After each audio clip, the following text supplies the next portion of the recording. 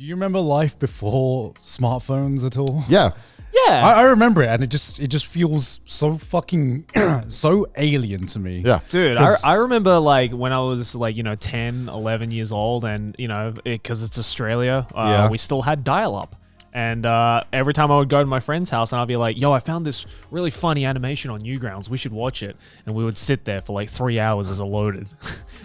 And I'd have to, and I'd be like, excuse me, I need you to get off the phone. Yeah. Right. Like right now. Just for like the next 2 hours, don't pick up a phone. Yeah. Because I really want to show my friend this fucking animation. It's sick. And the animation would last like a minute. And I'd be like, worth the wait. I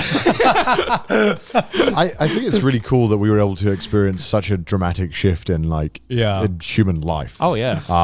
Something that I guess, has there been anything this significant in a long time that's changed everything? It's Industrial Revolution. Yeah, it's insane. It changed right? life that much. Yeah, because I remember the first time I had not experience with an iPhone, but like experiencing the kind of like potential it had. Because I'd never been that kid that would have like the best technologies, not even close. So I remember it was 2008. I was 18, and we had heard about some guy. This sounds like an episode of The In-Betweeners. We had heard about a mate of a mate of a mate who was throwing this massive party in the middle of a farm. And of course, we were just like, I think you told us about this. Yeah, this was like the farm party where some guy burnt down the couch. Yeah. So I don't think I ever told you the story about how we got to this party. Oh, okay. Yeah, so that was the party. How we got to this party was, this is like, it was a farm in the middle of buttfuck nowhere, right? Somewhere in like the South Downs somewhere.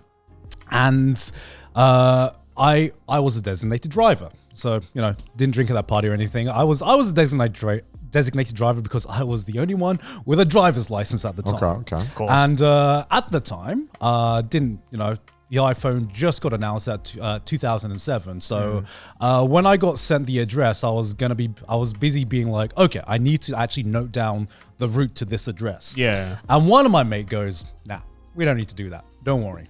I have this new thing. It's an iPhone. It's permanently connected to Google Maps. Don't worry. We can find our way. And I was like, you for real? We can do that? The future is now. The future? That's the fucking future? And he was like, yeah, don't worry about this. I got this. So he's directing me the entire way in Brighton, getting how to get out of the city and stuff. I'm like, holy shit. This is the fucking future.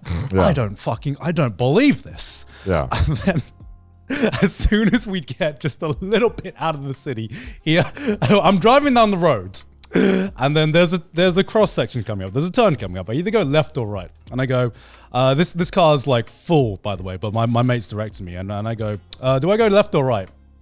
Doesn't answer, and he goes, do I go left or right? Hold on a second. Yeah, the cross section's coming out.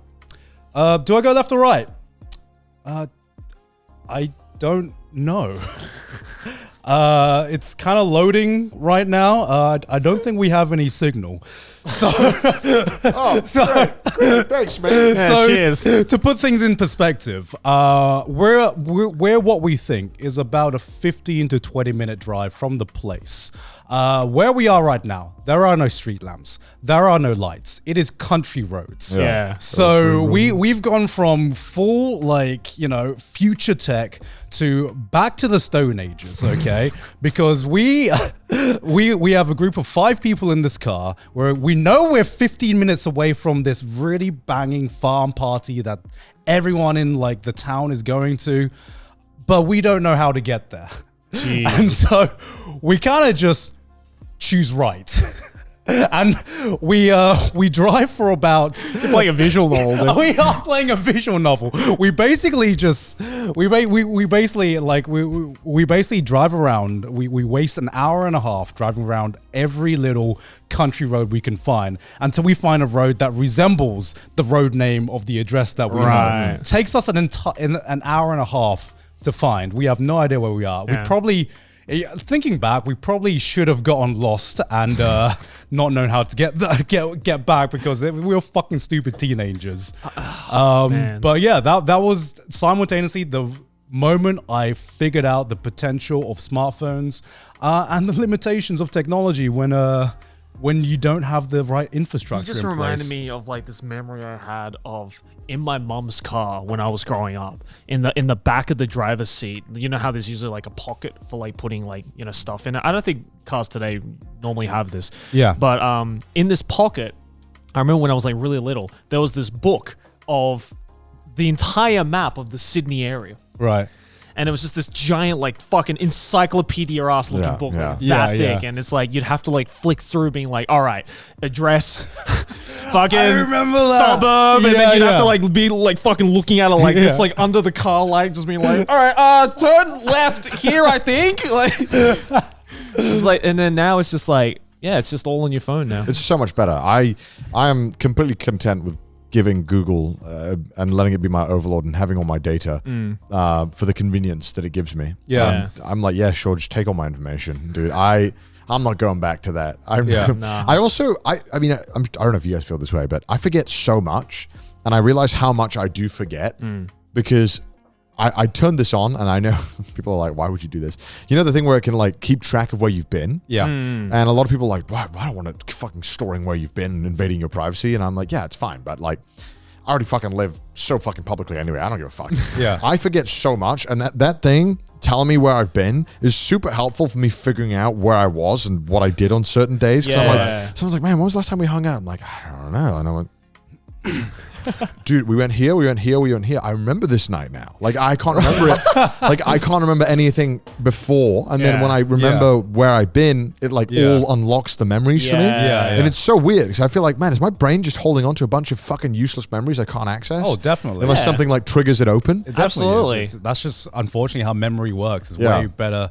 It's way better to have like, if something is there to jerk your memory of something, then it's way better. It's way more efficient than just trying to grasp it from like you've ever had like moments where you've like smelt something and it like triggers a memory from way back when. I have that every time I smell a campfire.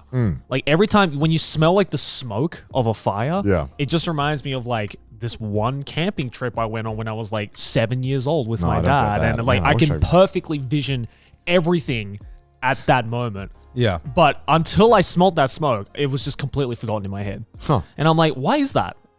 That's so weird. And it's only with specific smells as well. I don't know why. Well, it's not just that. It's a state of mind as well. Yeah. I mean, have I talked about this? But like, if you do something when you're drunk and then you forget about it, like if you're in that same state of mind, you're more likely to be able to remember that thing you've forgotten.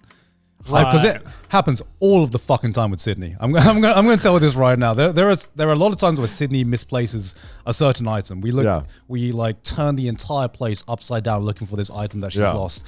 And every fucking time, next time she's drunk, she's like, I remember where I put it. And I'm and just like, get drunk again quickly. Yeah, all right. See, I got this bottle of vodka. Okay, we're gonna find this thing right now. We're gonna find the house keys.